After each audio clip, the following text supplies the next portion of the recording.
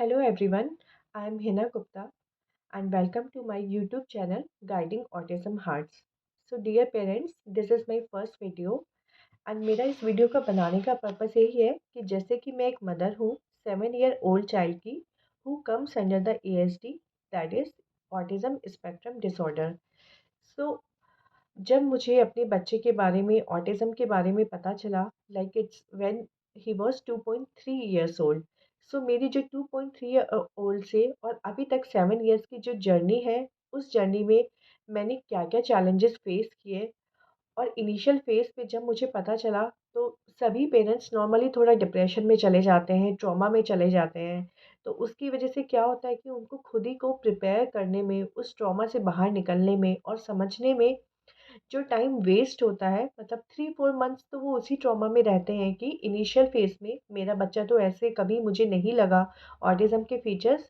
तो वहाँ पे क्या होता है कि पेरेंट्स अपने में गिल्ट में अब उनका जो क्या होता है क्रूशियल उनके 4-5 मंथ 6 मंथ इन सब चीज़ों में ही चले जाते हैं। तो मैं आपको ये बताना चाहूँगी कि जैसे कि मुझे पता चला जब मेरा बच्चा 2.3 इयर्स ओल्ड पे था, तो मैंने कभी उसमें डिफ़रेंस नोटिस नहीं किया। क्योंकि उसका स्टार्टिंग में सोशल स्माइल, टाइम पर उसका चलना, सारी बैबलिंग साउंड, सारे सिम्पटम्स नॉर्मल बच्चे जैसे थे। बस हाँ, एक डिफ़रेंस था कि वो बोल नहीं रहा है। जैसे कि अ, मम्मा, पापा तो थोड़ा-सा मैं ये आइडेंटिफ़ाई कर पाती थी कि और बच्चे तो इस एज में थोड़ा-सा बोलने लगे हैं, लेकिन मेरा बेटा अभी तक नहीं बोल रहा है। तो जैसे ये सब चीज़ें फैमिली से भी डिस्कस की, तो सबने बोला कि शायद स्पीच डिले है, कुछ बच्चे लेट बोलते हैं। क्योंकि इन बच्चों में क्या चीज़ होता है ऑटिज़्म में देखने में बिल्कुल नॉर्मल लगते हैं, चलते हैं प्रॉपर, स्माइल नॉर्मल करते हैं, तो हम लोग डाउट में आ जाते हैं कि शायद लेट होकर ही होगा। कोई भी आपको इनिशियल फ़ेज़ पे ऐसे सिम्पटम्स शो ही नहीं हो रहे कि आप आइडेंटिफ़ाई ज़्यादा कर पाएँ कि बच्चे में कुछ दिक्कत है। तो जैसे कि मैं आपको बता रही हूँ कि 2.3 पे थोड़ा डाउट होने के बाद भी हमने उस चीज़ को थोड़ा-सा फॉर ग्रांटेड ले लिया कि ठीक है, हम इससे थोड़ी ज़्यादा बातें करेंगे और शायद ये बोल जाएगा। तो इस तरह से मेरा बच्चा 2.5 साल तक का हो गया। लेकिन उसके बाद भी जब मुझे लगा कि ये नहीं बोल रहा है और मैंने कुछ चीज़ें और नोटिस करना स्टार्ट की। जैसे कि जब मैं अपने बच्चे को उसके नाम से कॉल करती थी, पहले वो मुझे ऐसा लगता था कि मुझे देख रहा है क्योंकि इतनी छोटी एज में पेरेंट्स कोई ज़्यादा आइडिया नहीं लगा सकते। लेकिन धीरे-धीरे मुझे जैसे कि फ़ील हुआ है कि वो नेम पे मैं उसको बुलाती हूँ तो वो दूसरे रूम में बैठा है और वो आ ही नहीं रहा है। लेकिन अगर मैं उसका कुछ टीवी में कुछ फ़ेवरेट ऑन करती हूँ, राइम ऑन करती हूँ, देन आई कॉल्ड हर कि जैसे कि सपोज़ बच्चे का नाम अभी है, मैं उसको बोलती हूँ कि अभी आपकी फ़ेवरेट राइम चलाई है, ट्विंकल ट्विंकल लिटिल स्टार। तो बच्चा एकदम से भाग के आता है। तो उस चीज़ में हमें ये डाउट हो जाता है कि बच्चा तो अपने नेम पे भी आ रहा है, तो पेरेंट्स को समझना बहुत मुश्किल हो जाता है। ज़्यादा छोटे बच्चों में हम इतना ज़्यादा आइडेंटिफ़ाई नहीं कर सकते। तो मैं आपको यही बताना चाहती हूँ, अगर आपको कुछ भी ऐसे सिम्पटम्स लगे, आप अपने बच्चे को पूछिए कि जैसे सपोज़ उसका नाम अभी आप पूछिए कि अभी कहाँ है? अभी कहाँ है? तो बच्चे को पॉइंट करके बताना पड़ेगा कि मतलब ये अभी है या मम्मा कहाँ है? मम्मा कहाँ है? तो वो ऐसे पॉइंट करेगा दिस इज़ मम्मा। मुँह से नहीं बोलेगा लेकिन फिंगर पॉइंट करके वो ये सब चीज़ें बताएगा। अगर बच्चा ऐसे नहीं कर रहा है तो आपको समझ जाना चाहिए, ज़रूर कुछ ना कुछ थोड़ा-सा डिफ़रेंस है इन बच्चों में। और जैसे ही आपको क्योंकि इन सब बच्चों के ये कुछ मेन फीचर्स होते हैं कि जैसे ये रिस्पॉन्ड टू नेम पे कॉल नहीं करते हैं और फिंगर पॉइंट करके नहीं बताते हैं क्योंकि इनिशियल बच्चों में स्पीच तो होती नहीं है तो हम आइडेंटिफाई उनके एक्शन से ही कर सकते हैं। जैसे आप उनके साथ में अगर उनको कार दे रहे हो या आप उनके साथ कार से खेल रहे हो तो वो सारे टॉयज़ को एक सीरीज़ में लगा देंगे। क्योंकि पहले मुझे एक मिसकंसेप्शन था कि मेरा बच्चा तो हैंड फ्लैप भी नहीं करता है, तो वॉकिंग भी नहीं करता है, तो इसको ऑटिज़्म कैसे हो सकता है? तो कई चीज़ें क्या होता है कि हम थोड़ा-सा सोचते हैं, फिर सोचते हैं नहीं, नहीं ऐसा नहीं है। तो अगर आपको पेरेंट्स कुछ भी ऐसे फीचर्स लगे कि बच्चा अपने नेम पर रिस्पॉन्ड नहीं कर रहा है, सेकंडली अगर आप उसके साथ टॉयज़ खेलते हो, वो सारे टॉयज़ को एक लाइन में क्यू में ल एक लाइन में उनको सेटल कर दे रहा है, लगा रहा है। आप उससे कुछ भी पूछो या आप एग्ज़ाम्पल ही लो, आप मल्टीपल उनके सामने आप मल्टीपल उनके सामने कुछ भी पिक्चर्स रख दो फ्रूट्स की या टॉयज़ की, और आप उनसे पूछो कि where is apple, where is banana, तो बच्चे को फिंगर से पॉइंट करके बताना है, क्योंकि ऐसे बच्चे फिंगर से पॉइंटिंग भी बहुत कम करते हैं। मतलब मेरा एक्सपीरियंस ये था कि मैंने ये सब चीज़ें अपने बच्चों में देखा। तो सबसे पहले अगर आपको कुछ भी आप लगे तो आप ज़रूर डेवलपमेंटल पीडियाट्रिशियन से ज़रूर मिलिए, क्योंकि जो डेवलपमेंटल पीडियाट्रिशियन होते हैं नॉर्मल पीडियाट्रिशियन से डिफरेंट होते हैं। उनको उन्होंने डेवलपमेंटल पीडियाट्रिशियन ने कोर्स किया होता है, उनको पता रहता है कि किस एज पे बच्चे के क्या माइलस्टोन्स है, और वो किस एज पे कितने वर्ड्स उनको बोलना चाहिए, कितने वोकैबुलरी होना चाहिए, कैसे बिहेव करना चाहिए। तो सबसे पहले मैं आपको यही बोलूँगी कि अगर आपको कुछ भी ऐसा लगे, तो आप स्पीच डिले सोच के बच्चों में आप लेट मत करिए। ज़्यादा से ज़्यादा आपको एक कंसल्टेशन ही लेना होगा, तो आप डेवलपमेंटल पीडियाट्रिशियन से ज़रूर मिलिए, क्योंकि इन सब चीज़ों में जितना आप अर्ली बच्चे को पहचान पाओगे और डेवलपमेंटल पीडियाट्रिशियन से मिलके आपका डायग्नोस हो पाएगा, तो आप उतनी ही अर्ली बच्चों के साथ में काम कर पाओगे। क्योंकि जितना हम अर्ली स्टेज में बच्चों के साथ काम करते हैं, डेफ़िनेटली बच्चों में मतलब बहुत इम्प्रूवमेंट्स आते हैं। मतलब ऐसा नहीं है कि जैसे मैं बताती हूँ कि मैंने फर्स्ट टाइम जब मुझे पता, मैं डेवलपमेंटल पीडियाट्रिशियन के बाद में गई, उन्होंने मुझे कहा कि बच्चों में माइल्ड टू मॉडरेट ऑटिज़्म के सिम्पटम्स हैं।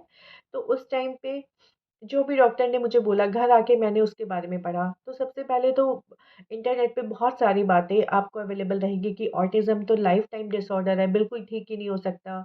आपको लगता है कि आपकी लाइफ़ ख़त्म हो गई है, तो प्लीज़ पेरेंट्स आप इन सब बातों में मत सोचिए। डेफ़िनेटली मेरी ये 5 साल की जर्नी में मैं यही बताऊँगी कि बच्चों में इम्प्रूवमेंट्स आता है, ऑल्दो थेरेपीज़ भी होती है, लेकिन हमें उनके साथ हार्ड वर्क करना होता है। बच्चे में स्पीच भी डेवलप होती है, लैंग्वेज भी डेवलप होती है, बच्चा प्रॉपर स्कूल भी जाता है।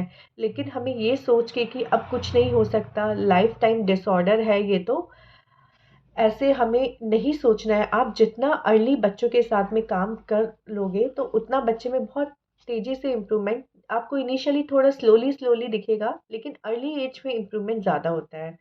तो सबसे पहले अगर आपको कुछ भी पेरेंट्स को ऐसे सिम्पटम्स लगे, ज़रूर आप डॉक्टर से जाके मिलिए, क्योंकि जैसे आज से 5 साल पहले कि मैं एक मेरे को ऑटिज़्म के बारे में नहीं पता था। एक मैं आईटी प्रोफ़ेशनल से होने के बाद भी मैंने ऑटिज़्म के बारे में मुझे नहीं पता चल पाया, तो मैं यही सोचती हूँ कि और भी मेरी तरह पेरेंट्स होंगे कि आज भी 50% लोगों को अवेयरनेस नहीं है। तो आप जाके डॉक्टर से मिलें, और वो आपको सही रेकमेंड करेंगे, क्योंकि उसके बाद में डायग्नोज़ होने के बाद में there are different types of therapies like speech therapy, occupational therapy, ABA therapy, बहुत सारी थेरेपीज़ हैं, और वो आपको बताएँगे कि कैसे बच्चों के साथ में टाइम टू टाइम काम करना है। तो अभी मैं इस वीडियो में आपका बहुत ज़्यादा टाइम नहीं लूँगी।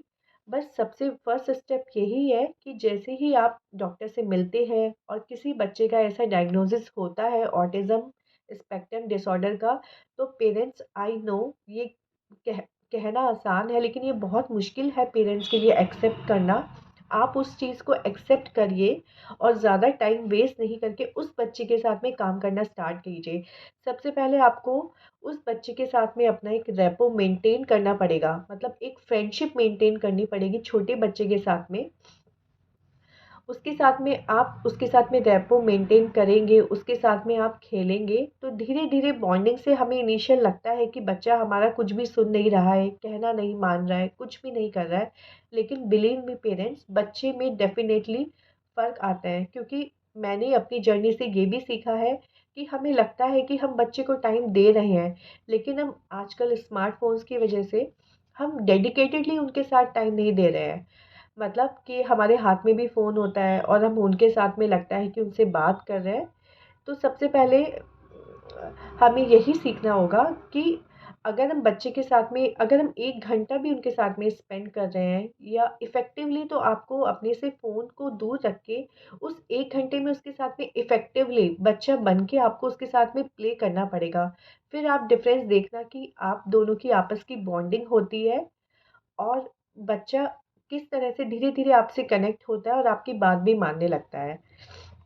तो पेरेंट्स, मतलब मेरा फर्स्ट वीडियो बनाने का पर्पस यही है कि ज़्यादा से ज़्यादा पेरेंट्स में अवेयरनेस हो और हमें जब भी इनिशियल फ़ेज़ पे लगे हमें लेट नहीं करना है। एक बार डेवलपमेंटल पीडियाट्रिशियन से ज़रूर मिलना है और उसके बाद में जो भी प्रोसेस है, डायग्नोसिस का प्रोसेस, थेरेपीज़ कैसे होंगी और थेरेपीज़ में हमें क्या-क्या करना है, वो सब हमें सीखना है। और रेदर देन हमें इस चीज़ के बारे में सोचना ही नहीं है कि मेरे साथ ही ऐसा क्यों हुआ, मेरे बच्चे में ही ये क्यों आया, कैसे आया? क्योंकि इन सब चीज़ों पे ना हम लोग 6 मंथ इनिशियल फ़ेज़ में ऐसे ही वेस्ट कर देते हैं और वो ही 6 मंथ हमारे लिए बहुत इम्पोर्टेंट होते हैं। जितना मैं अभी भी आपको बोल रही हूँ, जितना अर्ली हम बच्चों में काम करना स्टार्ट करते हैं, उतनी जल्दी उनमें स्पीच भी डेवलप होती है, बिहेवियर मॉडिफ़िकेशंस भी होते हैं, बहुत बच्चों में इम्प्रूवमेंट आते हैं। तो आई होप मतलब मेरे इस वीडियो से मुझ जैसे मैं पेरेंट्स हूँ, आप मुझ जैसे पेरेंट्स की कुछ हेल्प अगर आई मीन होती है तो इट्स वेल एंड गुड।